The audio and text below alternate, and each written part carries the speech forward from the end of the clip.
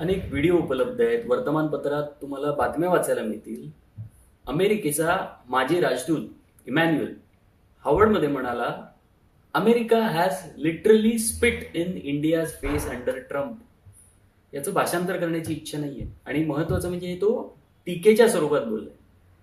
कारण नरेंद्र मोदी यांचा जिवलग मित्र, ज्याच्यासाठी डिप्लोमसी प्रोटोकॉल वगैरे बाजूला ठेवून भारताच्या पंतप्रधान पदावर बसलेल्या मोदींनी परदेशात म्हणजे अमेरिकेत जाऊन सभांमध्ये अबकी बार ट्रम्प सरकार असे म्हणत प्रचार केला, मतं मागितली.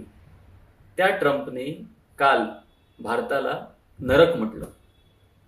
इमॅन्युअल म्हणाला की मोदींनी $500 बिलियन खरेदीचं आश्वासन दिलं, रशियन तेल सरेंडर केलं, टॅरिफच्या बाबत भारताची स्वायत्तता गुंडाळून ठेवली.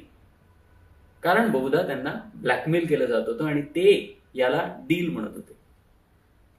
ट्रम्पने भारतापेक्षा पाकिस्तानची बाजू घेतली, 200% टॅरिफ लावण्याची धमकी दिली आणि मोदी या सगळ्यावर शांत.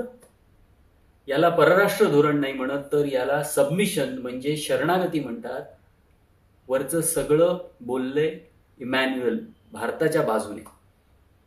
ट्रम्पने भारताला पुन्हा एकदा अपमानित करत नरक असं म्हटलं. त्यावर इमॅन्युअलला टीका करावीशी वाटली. इमॅन्युअल कशाला? अगदी इराणच्या भारतातील दूतावासाने सुद्धा ट्रम्पच्या या वक्तव्यावर टीका केली, भारताची बाजू मांडत भारताच्या बाजूने लिहिलं. पण त्यांचा मित्र भारत देशाचा अपमान करत असताना आणि केल्यानंतरही मोदींनी प्रतिक्रिया दिली का? मोदी तेव्हा आचारसंहितेला ठेंगा दाखवत बंगालमध्ये मतदानाच्या दिवशी रोड शो करण्यात बिझी होते. ट्रम्पला कदाचित समजलं असावं, 70 वेळा भारत पाकिस्तान युद्ध आपण थांबवलं असं म्हटल्यावरही जर प्रतिक्रिया दिली नाही, रशियाकडून तेल घ्यायचे नाही म्हटल्यावर आयात हळूहळू कमी केली, रशियाकडून आता तेल विकत घेऊ शकता अशी परवानगी दिली, त्या परवानगीला पुढे मुदतवाढ दिली, या प्रत्येक वेळी जर छाती नाही झाली तर आता कुठून होणार आहे?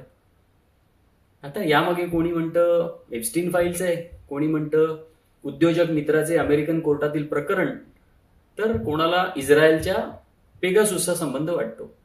खरं काय हे कधीतरी समोर येईलच. पण अशा वेळी अजून एक गोष्ट आठवते. परराष्ट्र संबंध या आपल्या कामापेक्षा रीलसाठी जास्त ओळखले जाणारे जयशंकर चीनबाबत बोलताना मध्यंतरी म्हणालेले, चीन मोठी शक्ती आहे, तिच्यासोबत पंगा कसा घेणार? थोडक्यात हे फक्त इथल्या विरोधकांवर दादागिरी करणार आणि मोठ्या शक्तीच्या समोर लाल असो.